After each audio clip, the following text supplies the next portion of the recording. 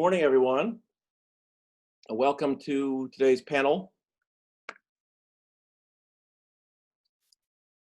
I am pleased to introduce the moderator for today, Professor Mia Bloom, who is a professor of communication and Middle East studies at Georgia State University. She is a noted expert in ethnographic studies, has done field research in Europe, the Middle East, and South Asia. She is the author of Dying to Kill, The Allure of Suicide Terror, also Living Together After Ethnic Killing with Roy Licklider, Bombshell, Women in Terror, and also Small Arms, Children in Terror, most recently with John Horgan. She has been a term member of the Council on Foreign Relations. She has taught at Princeton, Cornell, Harvard, and McGill. She appears regularly on television networks discussing issues of indoctrination and terrorism and ethnic conflict. And we're very fortunate to have her here with us today. She has her PhD in political science from Columbia, did a master's at Georgetown University, and a BA from McGill in Russian, Islamic, and Middle Eastern studies. Please, Professor Bloom, thank you very much. Oh, and I should just mention, if you have questions, please put them in the Q&A and we will get to them in turn. Thank you.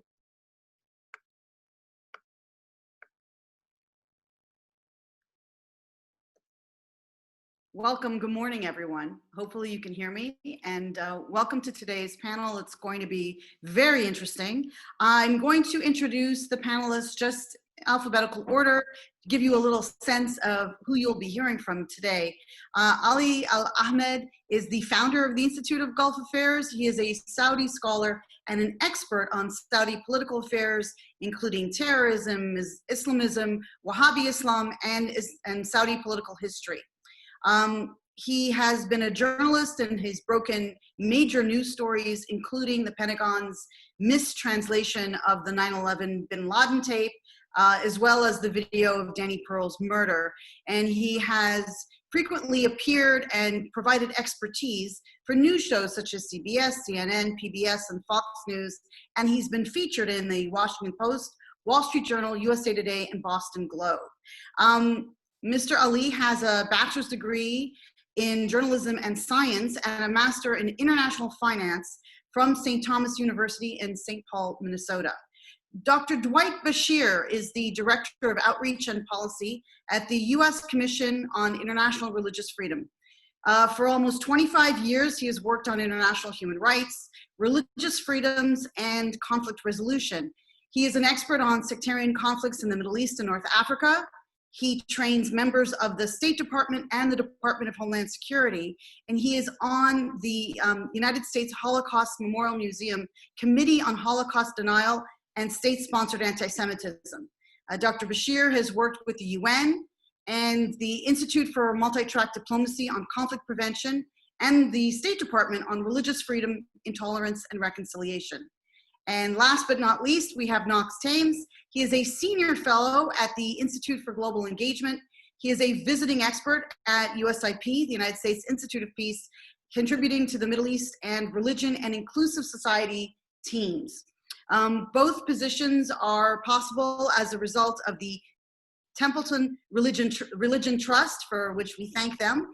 And previously, he served for 20 years in a variety of government positions, most recently as a special advisor for religious minorities at the United States State Department. So we welcome all of our panelists, we welcome you, and we look forward to a very interesting and insightful discussion.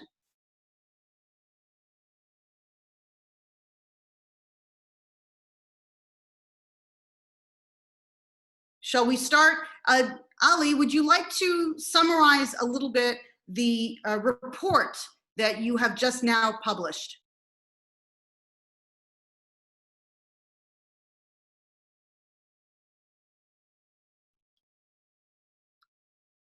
Ali, unmute, perfect. Yes, good morning, everyone. I thought I was going last, so I had just to print one more page of my remarks. So if I may, just give me a minute to, my printer giving me problem this morning. So if you don't. Well, if you prefer, then why don't we start with Dwight and then we'll circle back. And so I'm assuming everyone has read the report as I have, And I look forward to your feedback, your comments, critiques, and compliments. Thank you. Okay, thank you. Thank you for that introduction. I'm happy to start. I was asked to focus on the countries in the Gulf and some of the implications there on their education systems and what could be done. I first just want to start by saying that you know, every country in this region is unique. And so in my experience and travels and so on, there's no blanket way to approach reform, particularly education reform in the region. Just like any other region around the world, say South Asia, you're not going to approach India and Pakistan in the same way. Every country has a unique set of circumstances, and this region is no exception. Let me just say, generally, though, public schools in the region have traditionally emerged based on a system that upholds rote learning and restricted pedagogy. Rote learning is a regulated model through which students memorize and regurgitate knowledge rather than actively and critically engaging with it. Several countries in the region have been addressing this for years and trying to reduce this kind of learning and increase critical thinking. So there has been some effort certainly there generally. Social science subjects in public schools, for example, though, are generally based on selective state-affirmed narratives. Students are generally neither educated about citizenship rights, which I think is a key component and necessary to foster religious pluralism. There are some exceptions, and I'll touch on the UAE, and to some extent Kuwait also has incorporated human rights education. One other aspect that needs to be highlighted is that the political and social nature of several of these countries remain incompatible with religious pluralism and tolerance, especially with regard to freedom of religion or belief and freedom of expression.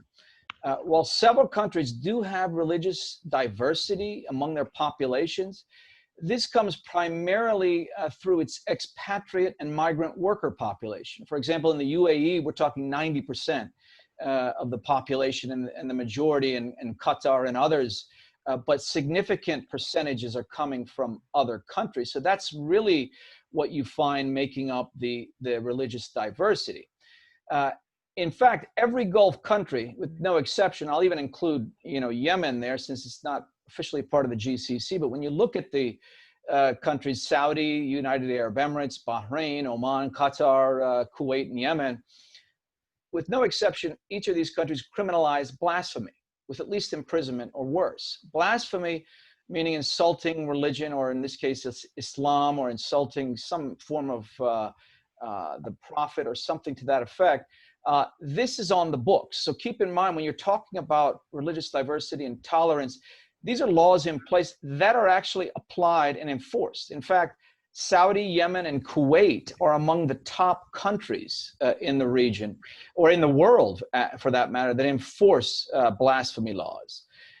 Very restrictive laws on freedom of expression and criticism of the government are in place in every case. So that's another element. So when you're teaching, when your systems are teaching certain things, it's certainly not advocating for, you know, expression to critically think for yourself and express yourself. There's some incompatibility there. And keep in mind that in each of these countries, they're run by monarchies, you know, families that run the countries with limited or ceremonial representation through some form of parliament, whether elected or appointed. So these are some of the backdrops that I think are very important to keep in mind, you know, how relative it is when we're talking about these systems. Despite significant reform efforts in some of these countries, there's a relativity there based on the systems and how they operate. I want to focus just specifically on the UAE in particular and talk about what they've done in a way on their Islamic education curriculum, which actually promotes the notion of tolerance as a core tenet across different grade levels. The notion of tolerance in these texts is discussed through the themes of civic engagement, critical thinking, acceptance of multiplicity and justice and equity, protection from extremism, and compassion for human beings in general. Teaching tolerance through religious-based instruction could indeed facilitate an exploration of effective tolerance inculcation approaches that provide insights into the field of tolerance education in general, recognizing that tolerance is a first step to wider acceptance and celebration of diversity, which I will say, you know, the UAE had 2019 is designated the year of tolerance. That certainly is a step forward, but what we ultimately want to see based on the international human rights standards is full acceptance of the diversity. So there's quite a ways to go there. But the UAE has also, you know, taken some steps by hosting Pope Francis and the Grand Sheikh at Al-Azhar last year, signing a joint declaration of human fraternity, taking a leadership role there.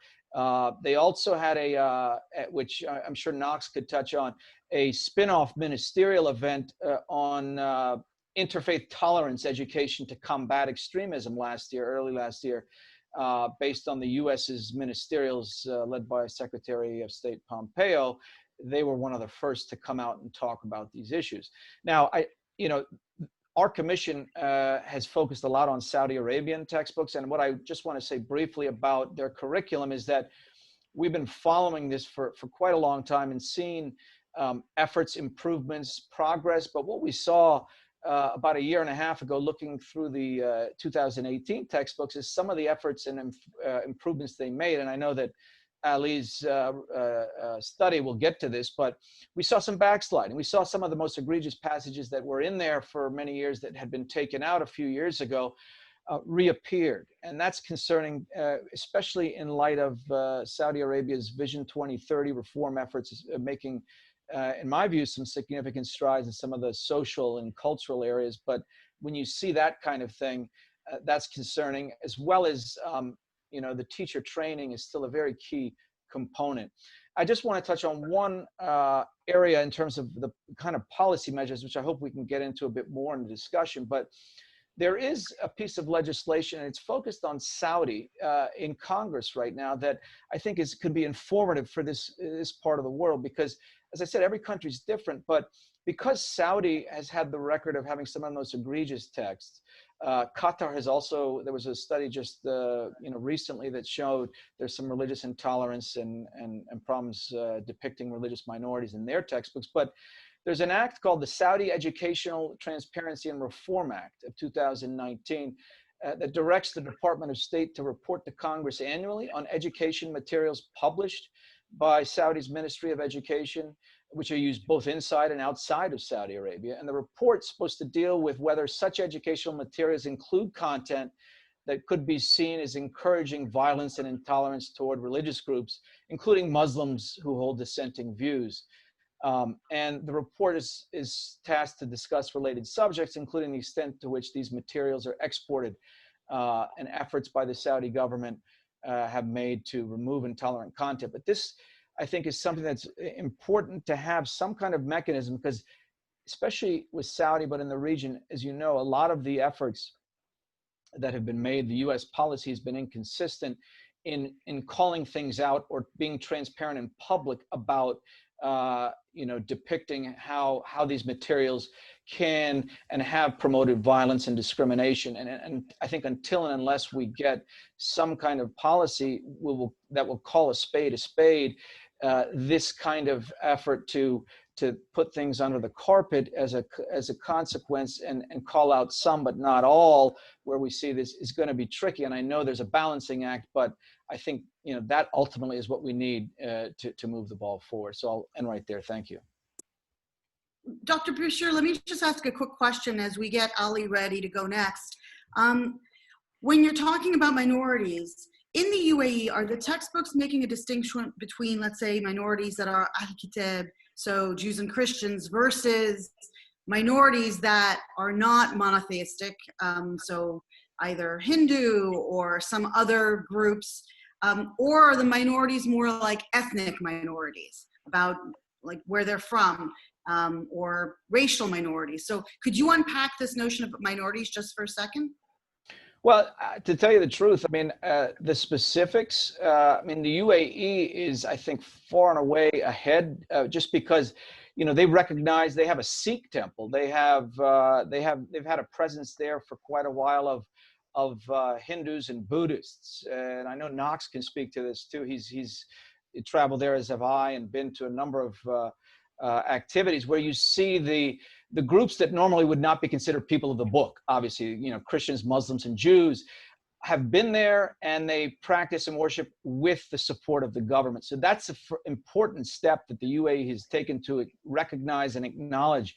Now, the reality is these are expats who live there, but they facilitated these kinds of religious minorities to function in the country, allowed them to build places of worship. In some cases, have even helped with the land or property, which you don't find in other parts of the Arab world, frankly. But yes, no, they've gone further. With, you know, other than the people of the book, they've certainly facilitated the ability for other religious minorities, Hindu, Buddhists, and others to worship.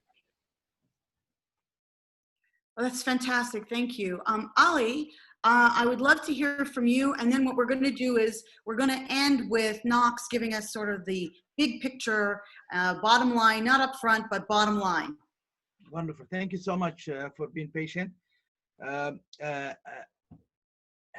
I started writing about Saudi curriculum before the attacks of September 11, and nobody paid attention at that time. But only after 9/11, the talk about Saudi education and its link to extremism in the country became widespread. And since then, I have been keen on making sure this subject is talked about. I've written about it a lot. I worked with the likes of Dr. Bashir and a little bit with Knox and State Department and others. So it's been a long journey in terms of talking about this issue, because I believe it is really a key indicator of where things can move forward in the future. Education makes and breaks nations. It creates your human resource. It is really one of the most important areas of any country's development, is where you have better education, you have better outcome.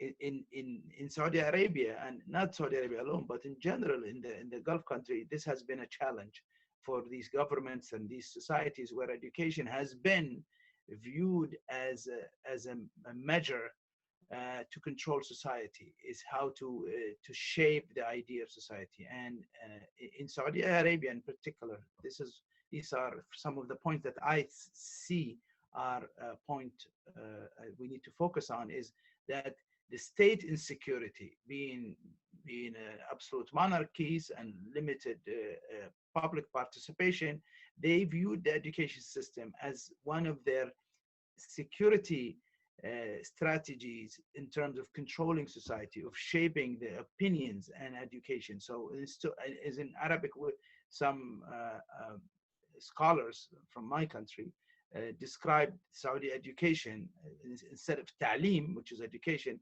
to tabhim, which means dumbing the population. And it seems to be that way. And it seems that the state wants to make sure the education system is linked to what they call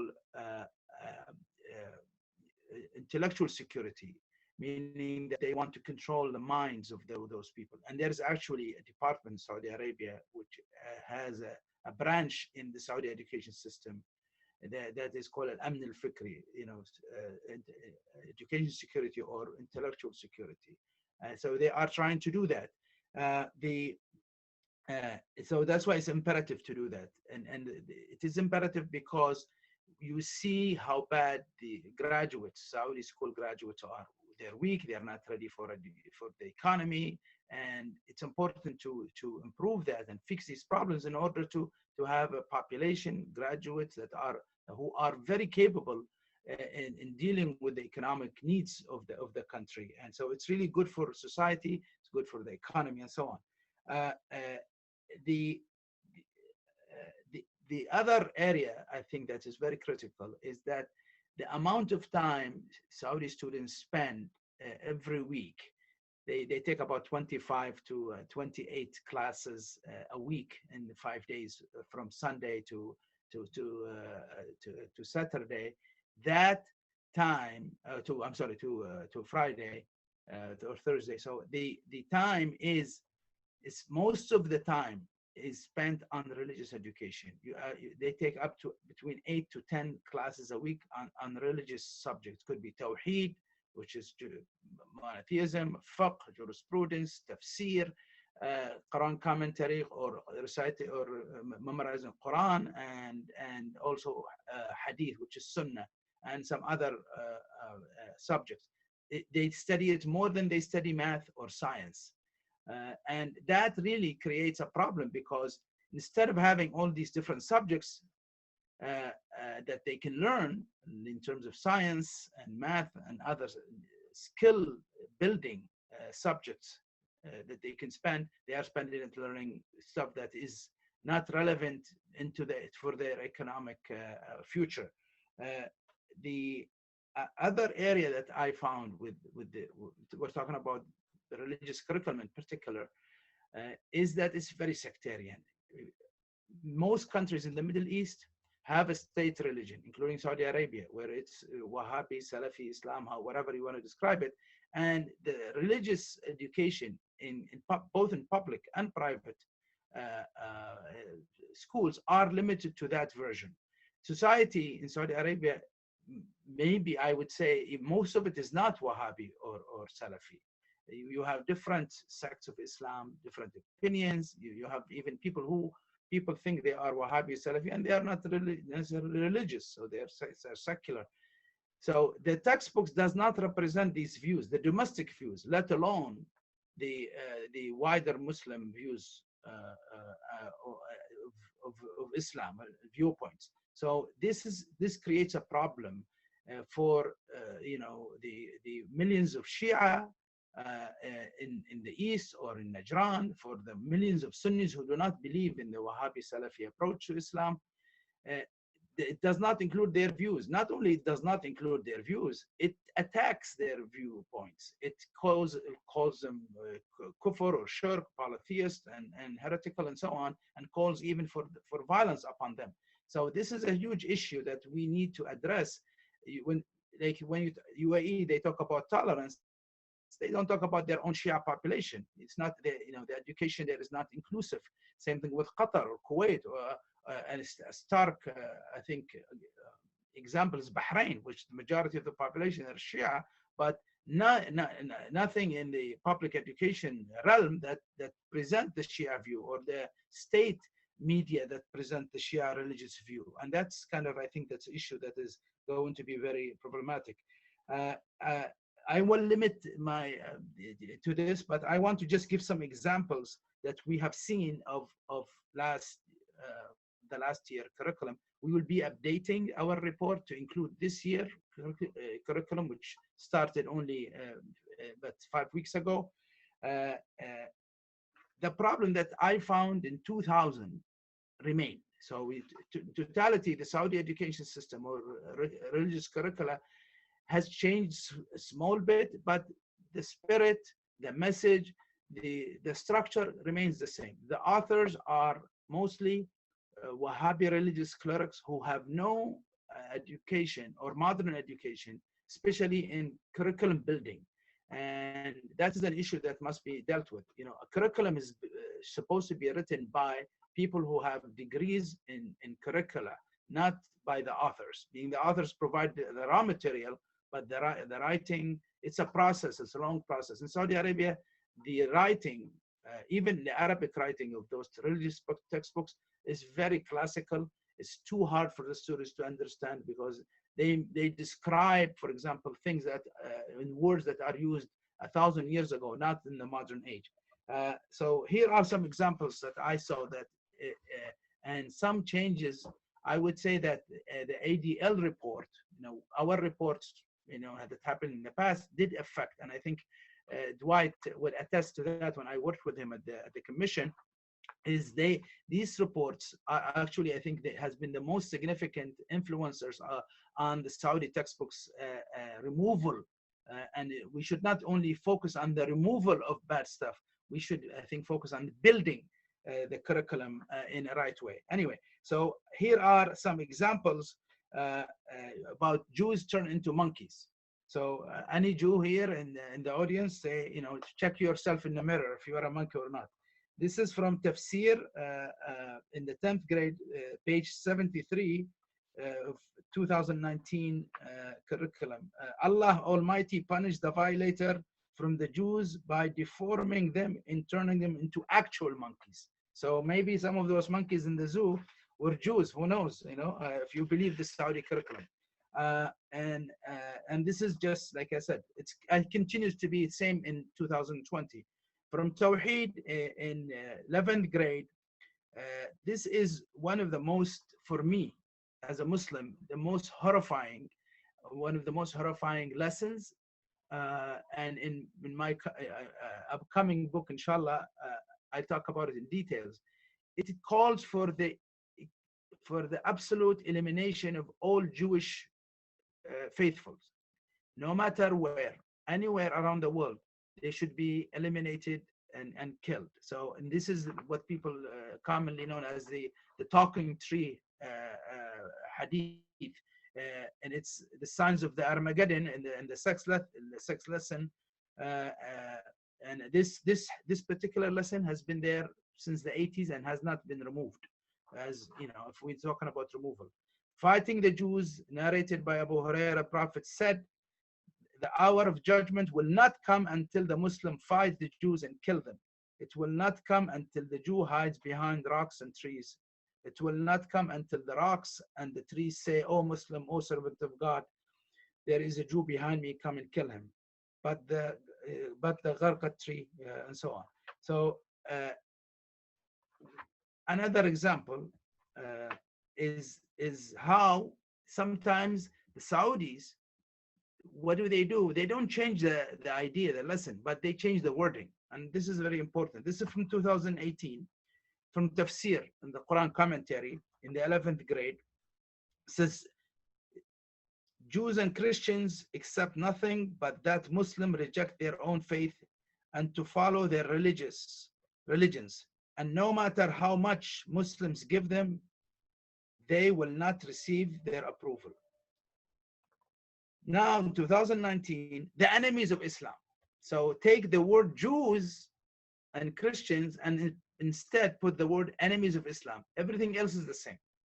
So see what I mean? That sometimes it's like a wink and a nod, you know,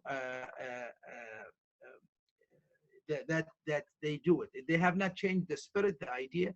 In the classroom, the teacher will say, when you ask them, who are the enemies of God? Say, oh, well, Christians and Jews, obviously, you know. And so what I want to close very quickly here. I don't know if anybody heard about this, but when the CIA released the Apartheid papers, this is what I found. Saudi school books found in Osama bin Laden final hideout. There are Saudi curriculums, religious curriculum, including Tawheed, and Tafsir and so on. So Osama bin Laden really liked to read his textbooks. Not only Osama bin Laden, but also ISIS in Syria used Saudi school books to teach, to force students in Iraq and Syria to learn this. Very quickly, I want to say that this thing could be fixed very quickly if there is willingness on the government of the United States. We have since 10 years ago proposed the idea of sanctioning the education minister and his aides, because this is a good way of sending a strong and clear message that if you don't remove this, because it's affecting us, the shooting in Tuscaloosa, the September 11, the ideology that gave us September 11 hijackers and terrorists, and many terrorists, thousands of them across in Iraq and Syria and Yemen and others who came from Saudi Arabia, that is where they learned that stuff. So it's really important to have a strategy in terms of getting a better education system for the country, for Saudi Arabia, Kuwait, or Bahrain, or others, for their population, and enable them to modernize it, and also use it as an opportunity to expand their capacity economically. Another issue that I found is that the authors of these textbooks, again, are not trained to be book author, they do not represent the population. They are only Wahhabis, for example. The Minister of Education in Saudi Arabia has been always a Wahhabi Najdi, and that really robs the students not only from representation, but also from all that technical skills that others who are not Wahhabis in the country from participating in their country.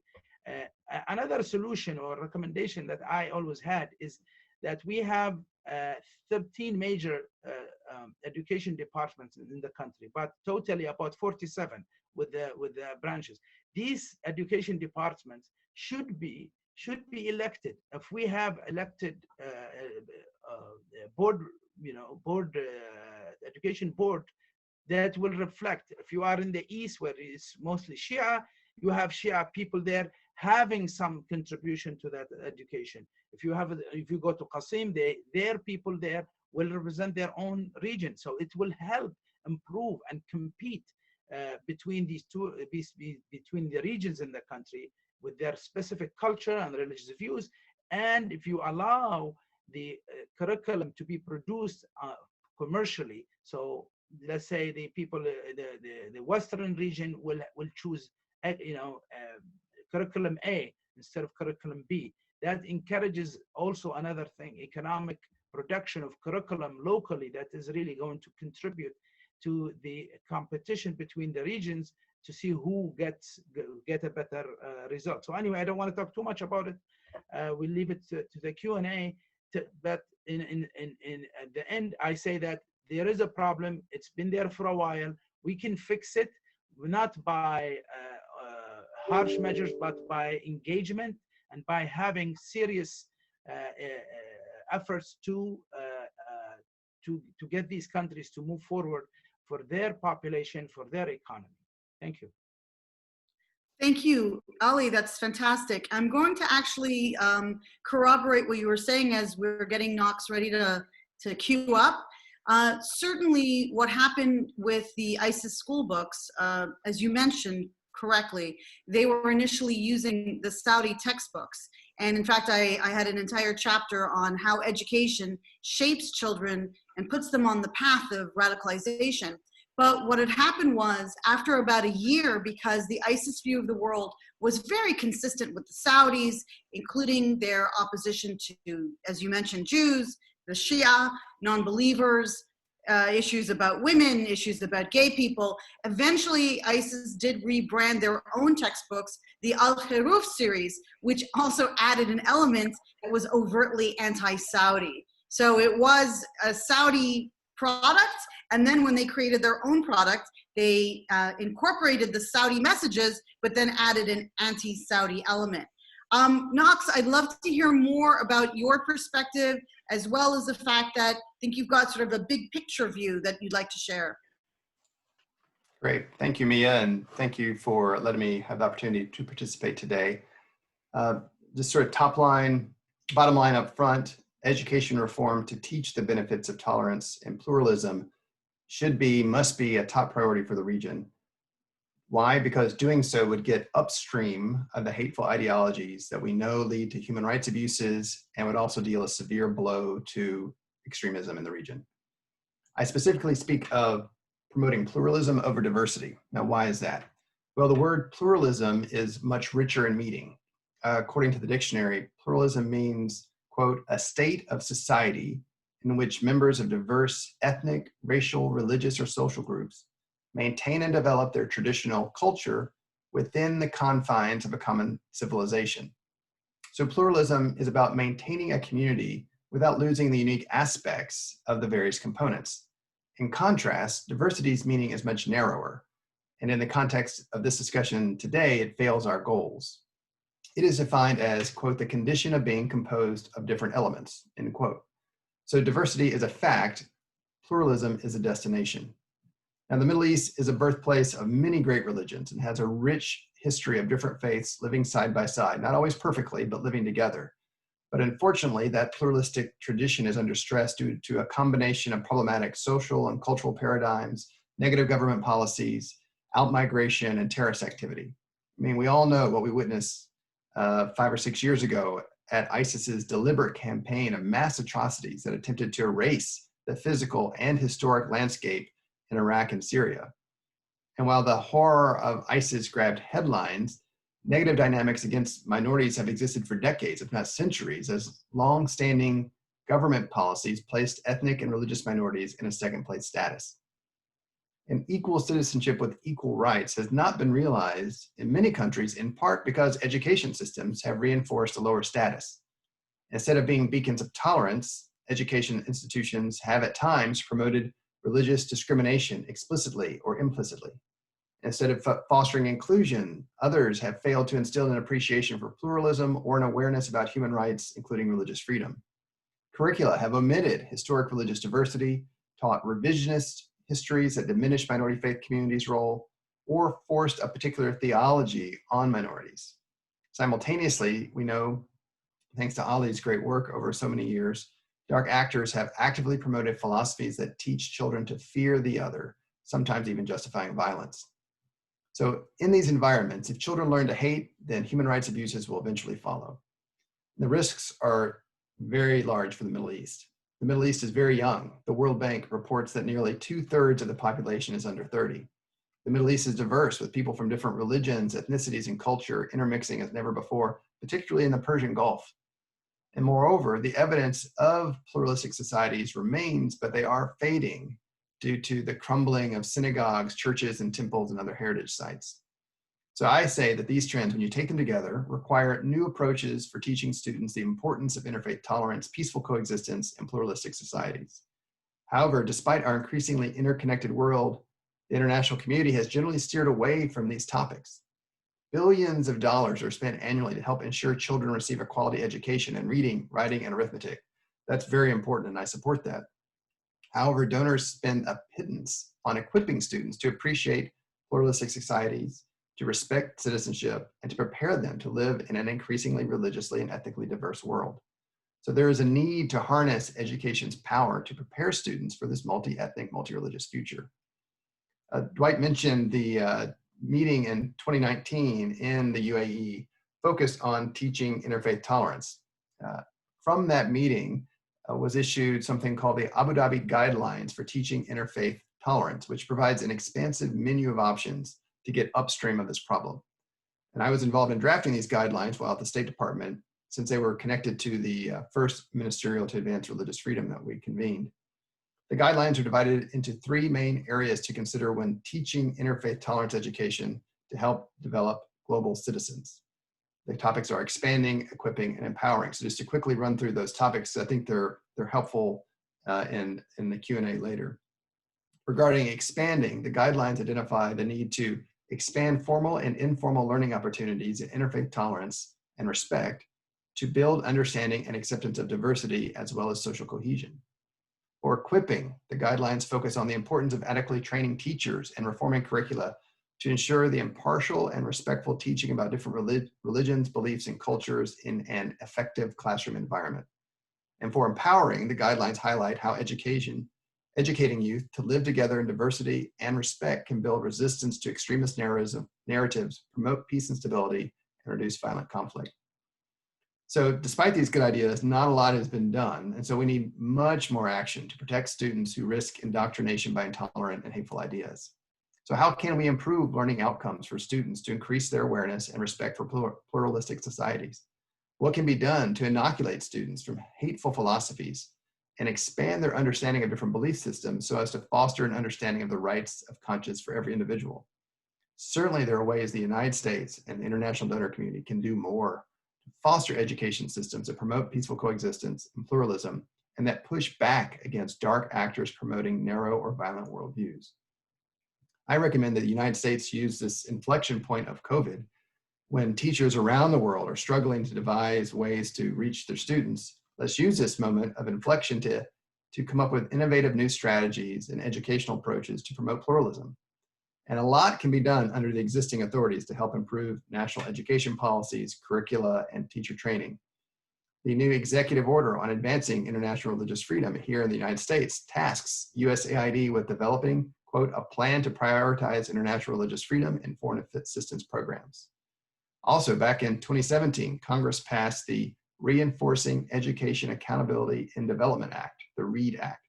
It requires a comprehensive, integrated U.S. government strategy to enable all individuals to acquire the education and skills they need to be productive members of society. Teaching interfaith understanding fits well within both of these mandates, and in fact, doing so will be critical to their long-term success. For instance, USAID missions and international actors out in the field can directly engage education officials on teacher training and curriculum development. Back at headquarters, USAID and other international donor organizations can add work requirements promoting peaceful coexistence in pluralistic societies in upcoming requests for proposals. And right now, USAID can amend existing grants to require new programs that expand student understanding of different belief systems and foster acceptance and respect of individual conscious rights. For countries in the Gulf region who are wealthy and don't need the type of direct aid, the State Department can advocate for these reforms at the political level. And Congress has a very important role to play, both pressing state and aid to do more in this space, and also members engaging directly with the leadership of the various Gulf states. And none of these must come at the expense of traditional work, but can be married into longstanding efforts to improve reading, writing, and arithmetic. And I want to say this is not an attempt to foist an outsider's view onto different societies. The countries of the Gulf have a history of pluralism that Dwight mentioned. I have visited many of the various churches, synagogues, gurdwaras, temples in the region. Educating populations about their pluralistic histories is a very natural way to have an impact.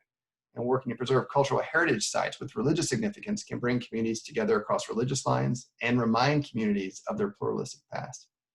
So in conclusion, evidence shows an appreciation for religious pluralism correlates with peaceful societies, human rights protections, economic growth, resilient communities, reduction in conflict and violent extremism. This is a good thing. So we must find ways to encourage more tolerant communities by mainstreaming teaching about interfaith acceptance, coexistence, and pluralism. Doing so will prepare students to succeed in our increasingly diverse world and get upstream of the problem. It'll be challenging in some environments, but these topics are too important to ignore. Thank you very much. Thank you, Knox. And I actually want to play devil's advocate and push you a little bit on one of the points that you made. And this is probably before your time, but there was a collaboration between USAID and the University of Nebraska in Omaha, probably in the early 80s. And they used over $51 million to produce textbooks. And in fact, there was a study produced by the Woodrow Wilson Institute in DC, authored by Chris Canlon. And what had happened was these books that were created in the 80s, in order to encourage Afghan students to fight against the Russians. And so, for example, the textbooks were written and were explicitly violent, even though they were written for children. A first grade textbook taught children the alphabet with Aleph is for Allah, Jim is for jihad, Shin is for Shakir, and so on and so forth. And so what happened was the textbooks weren't changed. By the time post 9/11 comes around, and it's the Americans who are in Afghanistan, what they found was the children were automatically being radicalized against foreign occupation, but now the foreign occupation wasn't the Russians, it was the Americans. So I want to push you a little bit on sort of how American policy could actually backfire, like what we saw in Afghanistan with the University of Nebraska case, if we try to have too much of a heavy-handed approach in curating or in helping to write these textbooks. Yeah, great question. And I'm often reflect on how education policies are inherently local and personal. I've got kids in elementary and middle school, and if a outside government started telling the state of Virginia how to teach my kids, I wouldn't like that. So I understand parents wanting to ensure that what children are learning reflects their beliefs. And I think picking up on my last point about using the history of pluralism as a jumping off point, it's not us teaching, about American approaches to how we deal with our increasingly pluralistic country, although I think there are some positives we can share. It's about really building off their histories and reminding them of their past, and that while these countries are seemingly increasingly homogeneous, there was actually great diversity. Again, it wasn't perfectly lived out all the time. There was problems, but that's an opportunity to talk about how do people with different belief systems live together? How do they contribute towards a common goal, towards a common national progress? Yeah, the Afghan example is one I'm mindful of. And so I think also encouraging USAID to put this out there so that their partners who are in the field, who are working in these local communities, they can come back with the ideas for like, this is how it would work in this context. But right now they're not none of these ideas, no one's being asked to think about this. And I think that's the need. Like, we've got to start a conversation about how do we address this, because the bad guys are talking about it. They're spreading their hateful, narrow, violent worldview, and there's no counter, there's no pushback. I mean, the UAE, I think, is exceptional in some of the things they're doing, but generally a generation or two of students have been lost to some of these very, very narrow worldviews. And so the United States, because we're such a large donor, I think we have an opportunity to lead and start asking questions and getting others involved in this solution. And I think you make a really good point. I think part of the problem is that nested within the issue of education, there's a few things. The first thing, with regard to radicalization, there's been this ongoing debate since 9/11 about the correlation between education, poverty, and inclination towards terrorism or radicalization. And actually, although there isn't a complete resolution, basically what they found is that it's inversely correlated. You look at the work of Alan Kruger and others that talked about the fact that when you look at people who are engaged in violence, they tend to be wealthier, they tend to be better educated, and they use, Ali, the Saudis as the prime example. But I think part of the problem is that we're looking at the larger society from which not just the individual terrorist that you're going to see is drawn, but the entire sea. The question that I'm going to pose to whoever wants to answer it is, as we're talking about religious tolerance and diversity, should we also be introducing issues of women's rights or rights for other communities, let's say gay communities or other communities that traditionally have not had rights in many of these societies? And so it's a slippery slope. We can't just talk about being tolerant for Christians and ignore all these other inherent problems in the system. And anyone who wants to go. Yeah, I can jump in briefly unless Ali wants to start. Go ahead, do it, Doctor. Okay, some general, just piggybacking off what Knox is saying. I mean, I think it's a wonderful framework. I think we have to talk about some realities, and this gets to your question.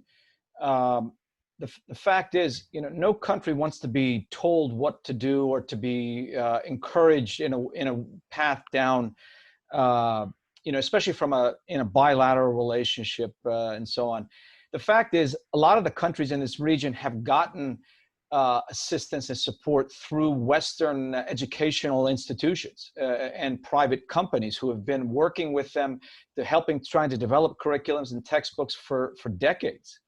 This is not a new phenomenon. The bottom line comes to that government who needs to finally sign off on everything to approve the kind of curriculum that is being developed. And there's always changes and there's always limitations there. And I think if we're not looking at the international standards, because there are standards, UNESCO has standards, there are international human rights standards that are expected. I mean, many of these countries have signed off on a lot of these human rights treaties, right? So the fact is that, the US government and others in the EU, so let's bring in Europe, have raised some of these issues, but have done it inconsistently and have done it in a very limited way. And so if we want, but the other side of that is, if the US and some Western countries are seen as leaning on this issue, where it's it's cultural, education is about the context, that's a deterrent. We know in the Middle East that no one, when the US speaks out, it's like you want to do the opposite. And sometimes it's the kiss of death, so to speak. And I use that term because we all know that when there's pushing from the outside, you want to do the opposite because you have constituencies and so on. I remember in the Egypt context, during the Mubarak regime, he used to always say, hey, if you go too far, then the Muslim Brotherhood's going to rise. Saudi has that balancing act just based on the founding of the kingdom, as you all well know, with the religious establishment really control the judicial system and the education system, right? And so there's a different set of standards. So until I think we get farther along, buy-in on these international standards, which really are supposed to be widely accepted by being a member of the United Nations before even signing the treaty. It's just the UN Charter, let alone the UN Declaration of Human Rights. By being a member, you're supposed to subscribe to that. You know, Saudi has some reservations, unlike others. But I think that's, I mean, we can talk about wonderful frameworks, curriculums, ideas. How does that country adapt it? Because I do agree, you know, pluralism does mean applying it in a cultural context, and that's important. We're not trying to put a system, impose a system. No one's trying to do that. But until there's this larger acceptance, that's why I started by talking about some of the laws and policies in place in some of these countries that by definition, I think prevent you from looking at this concept of pluralism in earnest through its laws and policies. Until some of those things are lifted, until some of there's buy-in to wide acceptance and being more open to that. We're not saying, you know, the US definition of freedom of speech, which by definition we're an outlier even from Europe on how far we allow, for instance, hate speech to go and things like that. But I think this is part of the conversation. It comes down to a will, whether you're doing this behind the scenes or in public. I think it needs a combination of both, frankly. But that's, I think, what we need to get to, because there have been some wonderful initiatives with billions of dollars behind it that we haven't really seen come to fruition. There's been incremental progress, but the kind of things that Knox, and I agree completely with what he's saying, what he's talking about is something that would be global and accepted as the concept of global citizenship, or even in your country,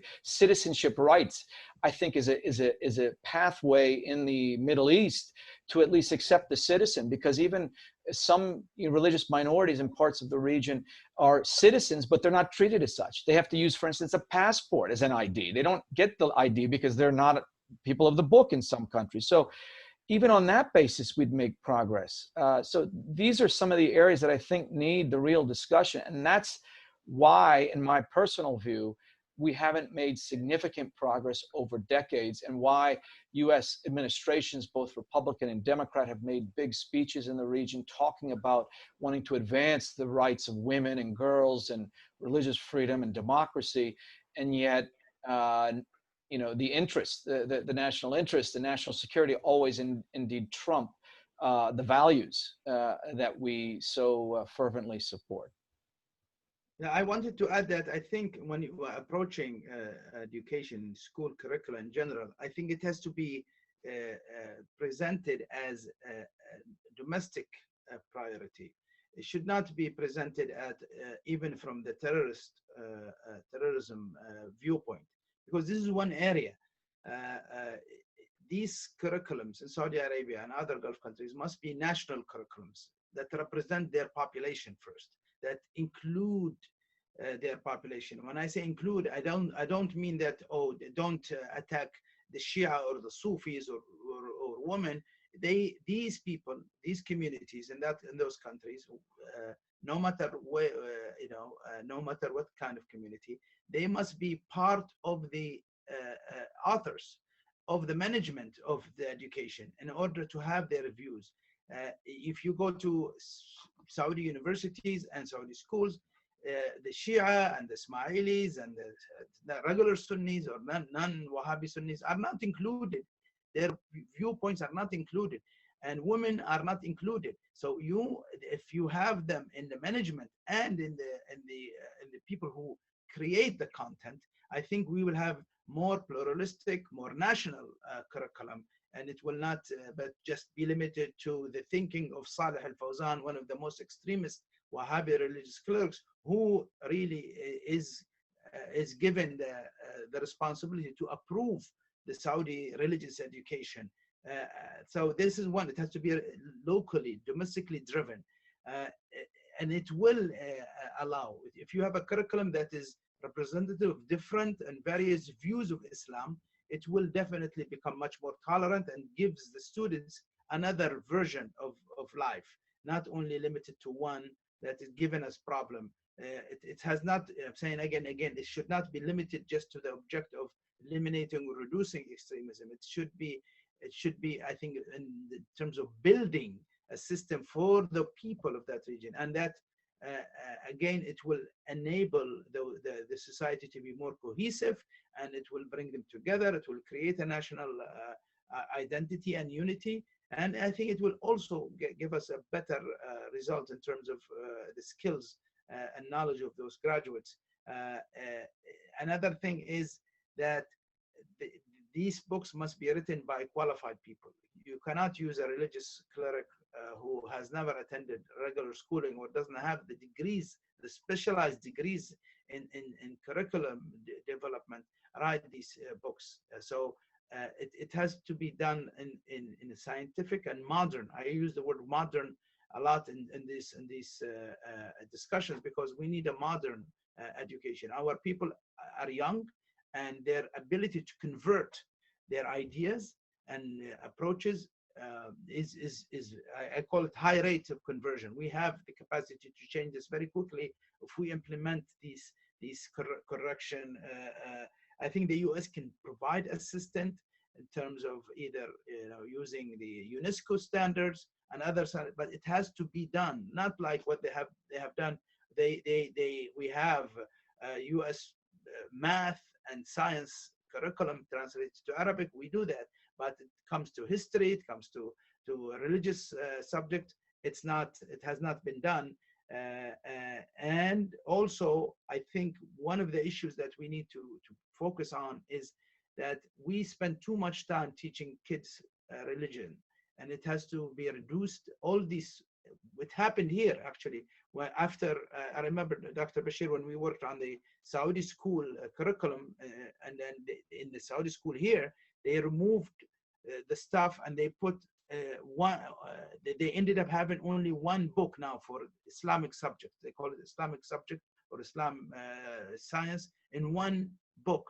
This is what should happen. I was hoping that this would be a model here to be transported to Saudi Arabia, where they would use only one subject that include all these subject matters from Hadith, Tawheed, and others, to be, so and reduce the amount of time the students are spending on the learning religion versus the fact that it's taking time away from math and science and even Arabic and capacity to writing. That's why we have in Saudi school graduates very weak in reading and writing and math because of these things, because they are not given enough time in their week to study these subjects. So.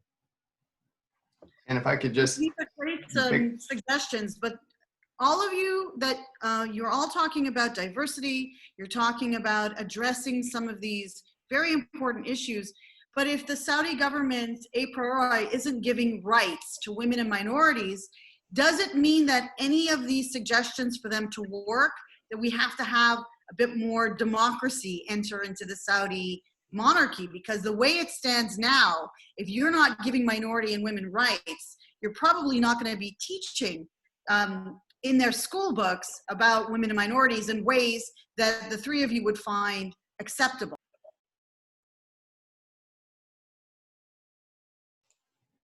I think you're right that this is part of a bigger conversation. The democracy question in the kingdom is one that could benefit from greater attention. I would say, back to your first question though, on other minorities, like members of the LGBTI community, it's important to remember that their experience, the experience of converts, experience of atheists, they are often forgotten and left out. And any attempt to create a greater appreciation for diversity, for pluralism, is going to benefit those communities too, because they'll be viewed as part of overall society and not excluded or pushed out. So I think while we're talking about it sort of from a religious context, it's going to have a broadening effect to really widen what it means to be a citizen if everyone can participate in the life of a country.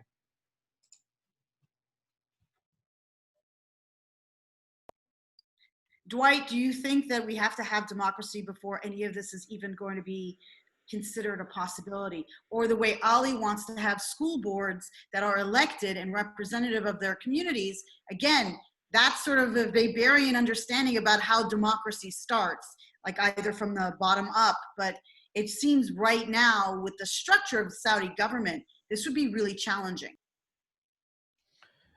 Yeah, I think, well, democracy is a big word, frankly. You know, in the Saudi context, we've seen, and Ali will certainly remember this, over a decade ago when the government tried to institute these municipal councils and allowing for election at the municipal level to have representation and so on. You know, ultimately you could say, well, at best, you know, this was an attempt. At worst, it was just the cosmetic and to show that they're kind of expanding. You know, they appoint a majlis, you know, parliament. You see this in a lot of the countries in the region where there's, you know, some elected element, like in Bahrain, but there are questions there, but there's also an appointed upper house type thing.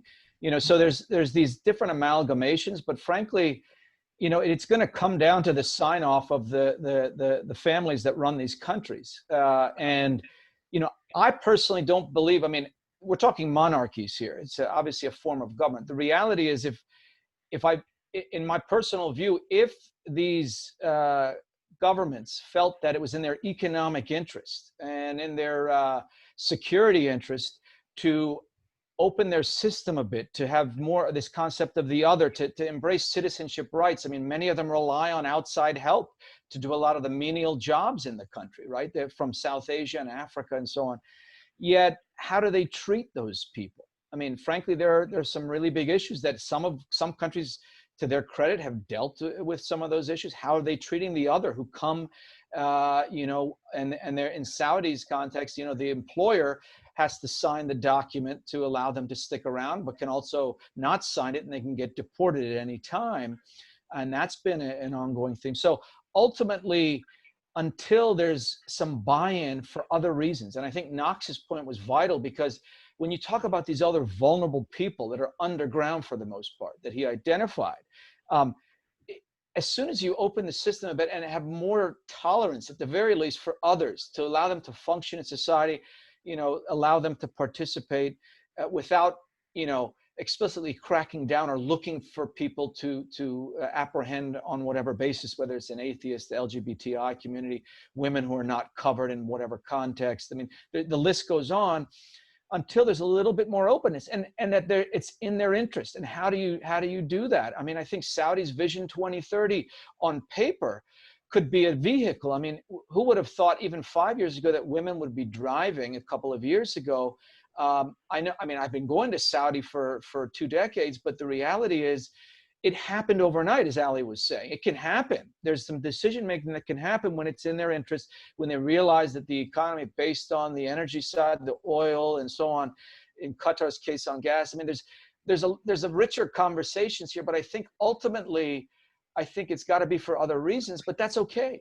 You know, that I mean, if you look at the evolution in societies in different parts of the world, for the right reasons, based on, let's say, the international human rights standards, or to acknowledge the other, it doesn't have to initially be that way. But then as it's opening up, you start seeing the benefits economically. You start seeing the benefits where segments of the population can work, whether it's women in Saudi, as they're getting access to the workplace more and more, how that benefits the economy. Or, you know, not in the Arab Gulf, but in Iran, like the Baha'is, you know, let them function so they can contribute, highly educated community, but put down, let them contribute to society. It's in their economic interest.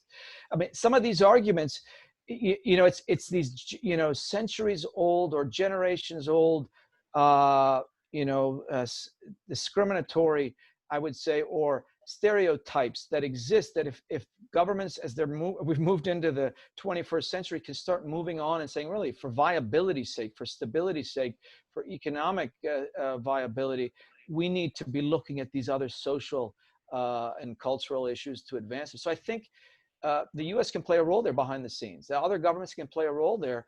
It's pretty well documented, but I do believe that it's going to take that kind of interest where you see it for other reasons, not because you feel like, oh, this vulnerable population needs to be protected. Because look what we saw in Syria or Iraq, where Saddam Hussein and Bashar al-Assad were protecting the minorities, but because he was the strong man at the time. But once they're removed, what happens? You know, the system breaks down. There's no real protections. You know, you find an ISIS going after Yazidis and them off the map. So ultimately, it's got to be a long-term sustainable system that has values and they're common values, but for other reasons that I think some governments can get their head around. But that's what I feel like it needs to keep coming back to. I mean, do you feel there's a role for companies like Aramco, or the fact that most of the Gulf countries, whether it's in Sharjah or in the UAE, Bahrain, and Qatar, have campuses for American institutions? And so this has been one way where we really see a lot of the tension, where people at NYU are objecting to the NYU campus, either because NYU researchers are getting put in jail for doing, conducting their research in the country where there is a campus of their university, or the fact is that, we can apply these kinds of pressures. Having these universities, whether it's Georgetown or whether it's Duke, is a boondoggle for these Gulf countries. Is that the way to go about it, instead of trying to insist at a governmental level? I think that, UAE is a really fascinating country to focus on in this context of this conversation, because on so many levels, they're pushing the envelope. Like they had the year of tolerance. Some at the State Department are very skeptical of it. I thought it was great for a country to promote tolerance for a year. That's a theme. That's not a bad thing. Maybe it was a bit for PR, but that's not negative. That's a positive message. We saw with the Abrahamic houses of Abraham, they're building the synagogue, the church, and the mosque right by the Louvre, Abu Dhabi. It's going to be a big deal. They're advocating, they're highlighting it. They just broke ground on the biggest Hindu temple in the Middle East. It'll be brand new, off the charts nice. Dubai has the largest Sikh Gurdwara, second largest Sikh Gurdwara in the world. And I think they've understood it made good business sense to, when they're when all these expats are flooding in, to let them have a place to practice their faith. And one question I have is, how much can the little brother influence the big brother? How much can these ideas find fertile ground in Saudi Arabia? And I've been to Jeddah to visit the OIC headquarters. People know where the old church was. Like, they'll say, "Oh yeah, the old church was right over there." It's not like a secret to the locals that there were churches in Saudi Arabia. This is sort of a more modern, post-1979 narrative that there can be no churches in Saudi Arabia. No, there was diversity. People know it. And so can the example of UAE be a positive influence on the kingdom in this Vision 2030, where they see that they can still maintain their conservative Islamic identity while creating space for diversity of thought? Because these places are so much more diverse than you imagine because of the expats. I mean, there are millions of foreigners living in Saudi Arabia, practice a variety of beliefs that aren't considered part of the religious demographics, but they're there. They're living, breathing human beings who pray to a variety of higher beings, and they're part of Saudi society. The university question is a really interesting one, and how do these conversations further push the envelope? I think there's a real opportunity for the NYUs, the Texas A&M, the Virginia Commonwealth, all these random schools that have really nice campuses, to kind of challenge their hosts to say, no, academic freedom means we get to ask these hard questions and really search for answers, and then find out, how tolerant are they towards these new ideas. Ali, what do you think? Do you need to have this approach? I think, look, I want to bring it home for a second here, that we have had the first foreign population that came to Saudi Arabia in large numbers is the American. And I attest to this because this is where most of them, where I was born, this is where most of them came. And, on a personal note, that in 1966, when I was born, our area didn't have hospitals. And I was the biggest baby that my mother, my late mother, carried. And so she had trouble. So they took her to Aramco Hospital under the false name of my aunt, who her husband worked for Aramco. So I was born that way. And the doctor, the team there, some of them were Americans who delivered me. So the idea is these Americans who were there since the 40s have not yet been allowed to build a church. And the American government from since then until now have not advocated for American Christians to have a place of worship where they can publicly worship. I think that has been a decision that was made, and it was a wrong decision. If you go to the 50s, where Roosevelt went to the Washington Mosque and to open it, it's you can see it's on YouTube. We should have had the same experience. When I was a young man, we used to play in Aramco facility, and we know this is where the Christian Americans will gather on a Sunday to worship, in the gym where we used to practice volleyball, because we didn't have our own facility, so we had to use Aramco's. That sort of give them space or sensitive, I think, was the wrong approach. If Saudi Arabia is able to build mosques in the United States for Muslims like me, I think the Americans, at least the American expatriates in Saudi Arabia, should have been able to build or gather publicly to worship. When we dropped the ball there, I think we lost a lot. We have had churches in the Arabian Peninsula before Islam even. And we have Christian community and other communities. The problem is even our population, I personally have hundreds of my family members live in Riyadh for decades. But the Shia population of Riyadh do not have a mosque or place to gather. They cannot even gather to worship. I remember a person by name Sheikh Muhammad Al-Atiyah, who was executed because he's a religious leader who taught in Jeddah, taught English in Jeddah Technical College, and because he gathered people in his house, he was executed for it and called like a spy. He was executed for this reason.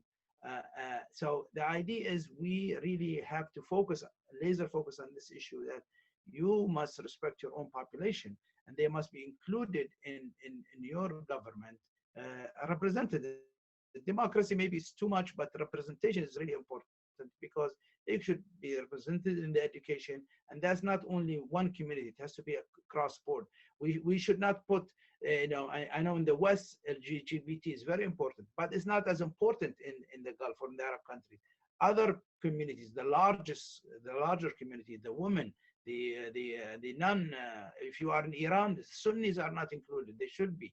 And if you are in countries where, like in Saudi Arabia or Bahrain, which is the majority Shia, they should be included. These are, I think, much more pressing issues.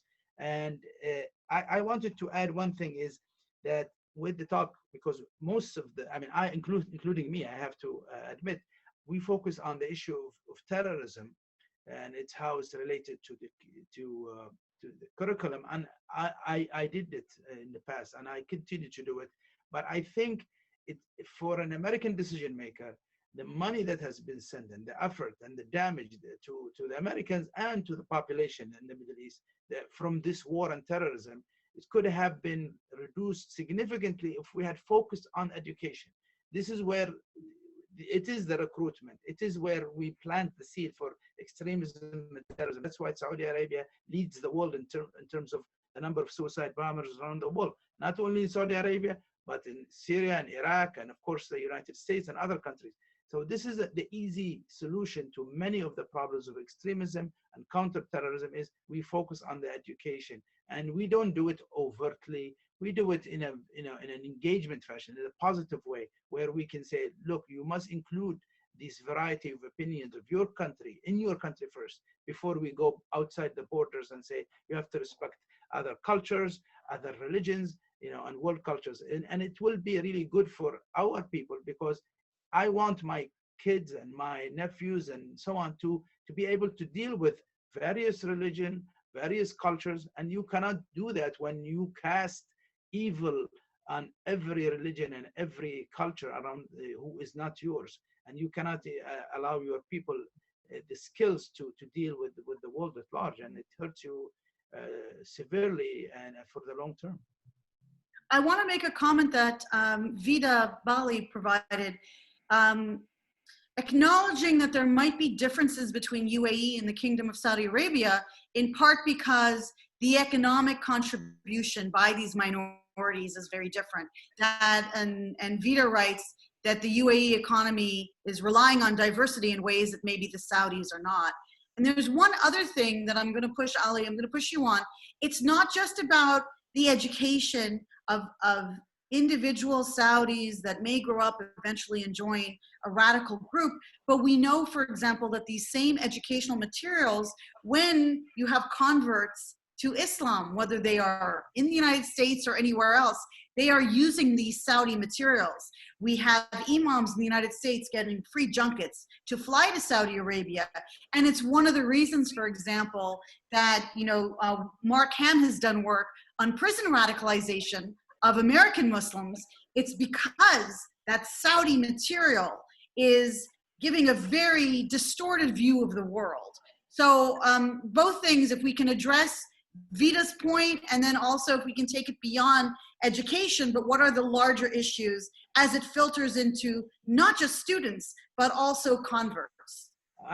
Regarding the UAE, I wanted to say that I know UAE has a positive image in Washington, but we have to realize one thing that we don't talk about is talking about contribution to the economy. Dubai, for example, was a Shia city, basically. It's a Shia hub. You know, the people who built the port, and it happens to be, you know, he's kind of like a distant relative of mine, because my cousin married his daughter, Mahdi Tajer, you know, famous billionaire. He kind of built this Dubai as a city of commerce, but the Shia community of UAE, they don't appear in the textbooks. They don't appear in the media. It's like they're almost invisible. And that tolerance, they are not oppressed religiously, but also at the same time, they're not given the opportunity to share their views in the state. And they are not recognized in the state. And that's not a good thing. It's not good for the UAE. And I'm talking about also the others, religious, the Sunni religious, sort of what people call Muslim Brotherhood or Salafi, are also sort of suppressed in that country. So religious tolerance should not only be extended to Christians and Jews and Hindus, but also first and foremost to the local population. Regarding the Saudi Arabia, and Saudi Arabia is the largest country in the world where it spends the largest amount of money on religious proselytization of Islam, of its version of Islam, obviously. So, and it has spent, and I don't know how much, tens, billions, on the dawah, billions. We would not know unless they come out and say it truthfully. So it is the center. It is the most important. It's the home of Islam, Mecca and Medina. So it has that capacity. That's why it was always important. I've said it many times that it's important to focus on that country in particular, because if we if you want to infect Muslim women, you know, if let's say we take this Western view that Muslim women are oppressed, let's focus on where most Muslim women take their cues. It's Saudi Arabia. If we support women in Saudi Arabia, if we give them rights, they will be the example where Muslim women around the world will be inspired to emulate. And if you're talking about tolerance in the Muslim communities, if you talk about it and say, oh, you know, like Macron said, Islam is in crisis, this is where you start. You go to Saudi Arabia and you say, you know, we can help you become more pluralistic. And if you address the issue in Saudi Arabia, that automatically will translate, you know, you fix the problem. It's like you're trying to fix a leak by putting tape, you know, trying to contain the water, but the leak continues. The leak is in Saudi Arabia. This leak of extremism and oppression and xenophobia and sexism is in Saudi Arabia. We should cut that pipe and replace it with a new pipe. So the problem of leaking will stop. So I think this is an area where it's not only about women and other Muslim schools, but regarding to Jews, Christians, Hindus, or other world cultures and other point of view that are not really compatible with the modern world. I wanted to just point a few points based on your question about converts. And and also, you know, a couple of realities with Saudi Arabia is that, you know, it's the destination for Hajj, for pilgrimage, for Muslims all over the world. So there's an element there that the Saudi government feels that responsibility. Obviously, the head of state is the custodian of the two holy mosques by definition. And frankly, more importantly, in the Saudi context, the explanation the Saudis have given for quite some time is of why there can't be other faiths practicing publicly in the country is citing a hadith from the past saying there can only be one religion on the Arabian Peninsula. And that's another, so we're getting into, now the reason I wanted to raise that, we get into some theological interpretation, and there's obviously different schools within Sunni and Shia Islam. These states gravitate to some of the different schools. Obviously, Saudi with the Hanbali school, a more conservative interpretation. But reality is, you know, you can't, you know, apostasy, the conversion from Islam to any other faith or to none, is prohibited also. I talked about blasphemy, but apostasy on the books is the same concept, and that can also be a capital crime, depending on where you talk about in the region. But you know, again, these are deeper issues. These get to theological interpretations until these governments, in the case of Saudi, which doesn't have a constitution, it's got a basic law, you know, it's subject, there's really no precedent as such. I mean, every case in a Sharia court there can, you know, they've talked for years about codifying their penal code. I mean, still waiting for it, you know, things like that. There's things that could and should be done. But until we get to, I mean, Saudi is vital for the region because, like I said, the destination of pilgrimage, it's the biggest by far country in terms of indigenous population in the Gulf countries, with some 20 million Saudis, right? Even if there are about 10 million expats, the fact is they set the tone. Even if some other countries do some things on their own, the UAE certainly has bucked the trend to some extent. But bottom line, until there's a willingness to get beyond some of these, you know, century-old you know, thinking, and to move forward, that's a hindrance. I mean, you know, there's always rumors that you can buy. They're going to build a church. They've this dialogue with the Catholic Church. With the, you know, there's been a Saudi dialogue that was, you know, been going on for a while. Then it was suspended, you know, based on comments, but Saudi has done some things ceremonially, but again, what does it come down to? Well, there's the ideology, the interpretation limits that next step. And I think that's the big elephant in the room. How do you even touch that? I mean, what's the way around that when you've got these, you know, religious justifications for limitations on conversion, limitations on public practice of religion, that are they'll say part of the cultural fabric. And so therefore, how do you even touch that? To me, these are big questions that have never been, you know, there hasn't been progress either through, you know, diplomacy or through non-governmental cultural exchanges and dialogues that have been able to move the ball there, unfortunately. I want to asking, is there a way to provide these educational materials and resources without engaging the government? Is there a way to get to the people directly without having to deal with the government who has all these limitations? I wanted to pick up on just what Dwight said for a second.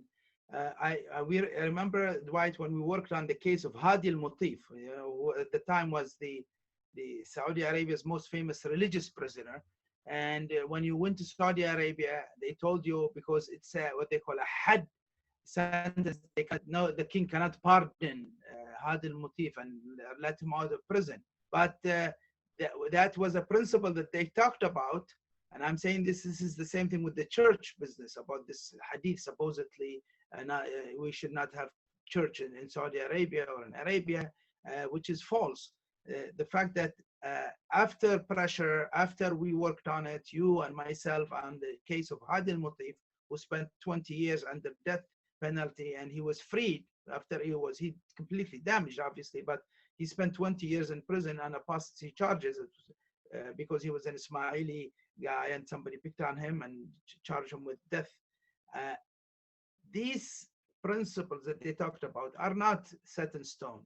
Things can change. The only thing we need to do is to bring enough pressure or convincing them that it's in their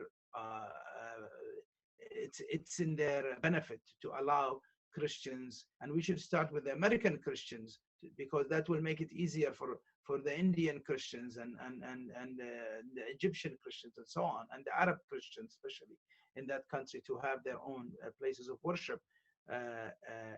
But again, I would say, if before you have a church in Riyadh, you must have a Husseiniya and mosque for the Shia, because because they are locals, they are the people of that country. Priority goes first to the locals, to the nationals, and then we go to the expat. This is the best way to do it, because then it's not seen as an American ploy. It is seen as we are accepting our reality, that we are a pluralistic society. We have Shia in Mecca and Medina and Riyadh and others, and they have to have their own religious services, and they have their own whatever they choose to do in terms of their religious and social or cultural needs. And after that, we can start talking about the church. And I think that it could happen very quickly. And I can say to you that all the claims, and you can take this word to the bank, all the claims that the people of that country, by large, are against such things, it's false. It has been always the government and its religious institution that has been the barrier in front of allowing Christians to build churches, that stopped the Shia from building mosques and Husseinias or whatever institution that they like to serve their communities. Knox, we've got a few minutes left. Do you want to sort of take us down till the end? What are your final thoughts about some of this? Thank you. And I'll jump off your last question about how do we engage governments, or is there a way to do this without avoiding the government entanglement? And I think education is inherently a function of government, as far as the basics of reading, writing, and arithmetic. And there is a way, I think, the United States, along with our international partners, the United Nations, entities like UNESCO, can explain to these countries how ensuring their religious education systems, or ensuring their education systems promote pluralistic societies, is in their interest and their values. It's in their interest because you get upstream, you start to combat the mentality that leads to human rights abuses and terrorism, and it's a reflection of their values. I think I've heard my Muslim friends talk about there's so many other ways to teach these religious passages and scriptures that emphasize the positive, that highlight how the Prophet was, with the Treaty of Medina, was engaging Christians and Jews and incorporating them in the first sort of political entity that he created. There are other scriptures that can be invoked. Why aren't they doing that? So this is in their interests, in their values. I think that's the way to communicate this. But we have to make sure the United States, in our own grant-making processes and our own funding and our engagement with other donors, that we're putting this out there as a topic that has to be addressed. We can't ignore it. Yes, it's complicated.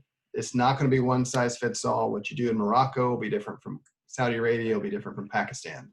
But we have to start this conversation, because the people who are against liberalism, openness, human rights, they are active, and they're not waiting for the perfect opportunity. So we've got to be ready to jump in and engage. I want to thank everyone who attended and who presented. I want to thank the Institute for Gulf Affairs. I want to leave you with one last statement that inspired me.